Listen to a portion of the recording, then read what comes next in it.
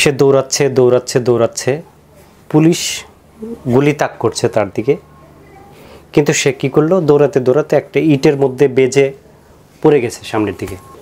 কিন্তু লোকটি যখন মাটিতে পড়ে যায়, ইটের মধ্যে বেঁধে পা বেঁধে যখন পড়ে যায়, তখন সে জাস্ট হাত জোর করে পুলিশকে বলেছিল, আমাকে গুলিটা কইরেন না, আমাকে গুলিটা কইরেন না। কিন্তু পুলিশ তার কথা শুনে নাই। পুলিশ তার বন্দুক একদম তার কাছাকাছি, একদম কাছাকাছি থেকে তাকে তার জাস্ট লজ্জাস্থানের দিকে গুলিটা করে দিয়েছে। সে আজকে 15 থেকে 20 দিন যাবৎ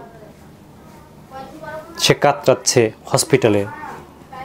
এমনকি সে অনেকগুলো হসপিটাল থেকে বিতাড়িত হয়েছে চিকিৎসা না পাওয়ার কারণে। তারা প্রথমে ঢোকার সাথে সাথে বলছে যে আমরা গুলি খাওয়া কোনো রুগীকে চিকিৎসা দেই না, আমাদের এখানে কোনো গুলি খাওয়া রুগীকে চিকিৎসা দেওয়া হয় না। তারা জাস্ট এক্সিট করে দিছে, তাকে এন্ট্রি করতে দেয় নাই, তাকে ভর্তিই নেয় নাই। আমাদের স্বাধীন দেশ, যেখানে ডাক্তারদের প্রথম এবং প্রধান কাজ হইল রোগীকে আগে চিকিৎসা দেওয়া, তারপর তার কোন জাতের, সে কোন মতের, কোন পথের, সেটার বিচার করা। নাকি আগে সব কিছু বিচার বিশ্লেষণ করে সে যদি ভালো জাতের হয় তাহলে চিকিৎসা দিবে? বিষয়টা কি এরকম? হায় রে মানুষ, মানবতা আজ নাই, মানবতা আজ বিকিয়ে গেছে। আমরা সেই গুলিবিদ্ধ ভাইটির মুখে থেকেই তার সেই ভয়াল করুণ কাহিনী শুনে আসি। আন্দোলনে গিয়েছি যখন দেখছি যে প্রথমে তো ছাত্রদের সাথে কোটা আন্দোলন ছিল, দাবি ছিল, তখন তো কেউ কাউকে মারেও নাই, পুলিশও আমার আক্রমণ করে নাই তাদের। যখন দেখছি যে পরিস্থিতি এরকম যে নির্বিচারে মানুষগুলোর মারতেছে, এক একটা স্টুডেন্ট শিক্ষিত, যার যার পরিবারের এক একটা ভরসা, এক একটা ছেলেরে হাত উঁচু করার পরও গুলি করে মারতেছে, এক ভাই পানি খাওয়াইতেছে তাকেও গুলি করে মারতেছে। এইগুলো দেখে আর একটা মানুষ বসে থাকতে পারে না, আমি বসে থাকতে পারি নাই। মসজিদের ইমাম সাহেব যে খুতবা দিছে, এরপরে আমি আর 1 মিনিট দাঁড়াইতে পারিনি। আমার কাছে মনে হয়েছে আমি জানি আর ফিরে না আসি। আমি আল্লাহর কাছে বলছি, আল্লাহ আমি আন্দোলনে যাইতেছি, আমি জানি ফিরে না আসি, আমি জানি আবু সাইদ ভাইয়ের মতন শহীদ হইতে পারি। আমি এই বলে আল্লাহু আকবার বলে আমি ঝাঁপাই পড়ছি। তারপরে আল্লাহ আমাকে এই আহত অবস্থায় ফিরাইছে। আমি চাইনি ফিরে আসতে, আমি চাইছি যে আমি জানি শহীদ হই। শহীদ হওয়ার আশায় বেরিয়েছিলাম যে আমার নির্বিচারে মানুষ হত্যা করতেছে, এর জন্য এই প্রতিবাদেই আমি নামছিলাম।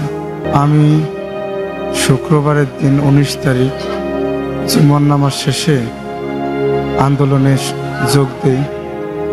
মিরপুর 10 নম্বরের কাছে আলোক হসপিটালের ওখানে আন্দোলনরত অবস্থায় আমাকে যখন পুলিশগুলো আমাদের দিকে আসতেছিল জীবন বাঁচানোর জন্য, যে যার মতো দৌড়াইতেছিল, আমি তখন ইটে বাইদে পড়ে গেছিলাম। একটা পুলিশ খুব কাছ থেকে আমাকে গুলিটা করছে। আমি ওনাদেরকে হাত দিয়ে নিশা এরকম করছিলাম, আমার গুলি করেন না, তবু আমাকে কাছ থেকে গুলিটা করছে। পরবর্তীতে আমার ছাত্র ভাইরা আমাকে আলোক হসপিটালে নিয়ে গেছে গুলিবিদ্ধ অবস্থায়। পরে ওখানে আমাকে প্রায় 1 ঘন্টা রাখছে, বলে যে আমাদের এখানে কোনো গুলির চিকিৎসা দেওয়া হয় না। তারপরে ওখান থেকে ইসলামী হসপিটালে নিয়ে যাওয়া হয়েছে। তখন আমার শুধু ব্লিডিং আর ব্লিডিং হইতেছিল, খুব অসংখ্য যন্ত্রণায় কাতরাইতেছিলাম। কাঁদ দিলে কোনো ডাক্তারের মায়া দিলে একটু মায়া হয় নাই। পরবর্তীতে ইসলামী হসপিটালে নিছি, গেটের সামনে থেকে আমাকে বাইর করে দিছে, বলে গুলি খাওয়ার লোক এখানে নেওয়া হয় না। পরে আমার মামাতো ভাইয়ের মাধ্যমে আমাকে ইবনে সিনা কল্যাণপুরে অ্যাম্বুলেন্সে করে নিয়ে যায়। ওনার গেটের সামনে থেকেই একই ব্যবহার, আমাদের নিষেধ আছে, আমাদের চিকিৎসা দেওয়া যাবে না। পরবর্তী সরহদ্দি থেকে পঙ্গুতে আসছি। পঙ্গুতে আমাকে সারাটা রাত ওই ঠেলা গাড়ির মতন যেগুলো 4 চাকায়, ওর উপরে শোয়াই রাখছে।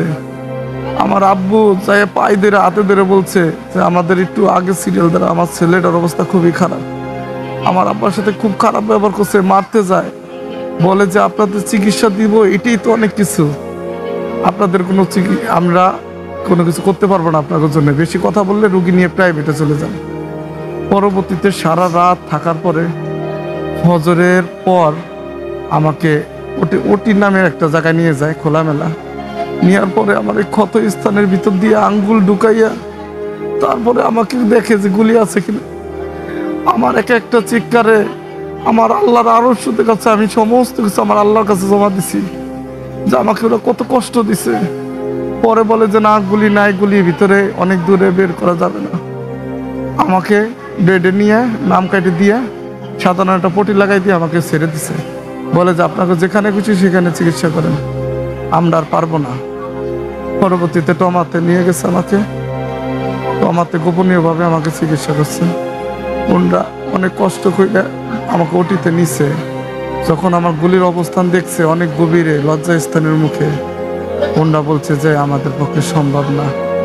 পরবর্তীতে আমার ওই ক্ষত স্থান দিয়ে ট্রাই করার পরও গুলি বের করতে পারে নাই।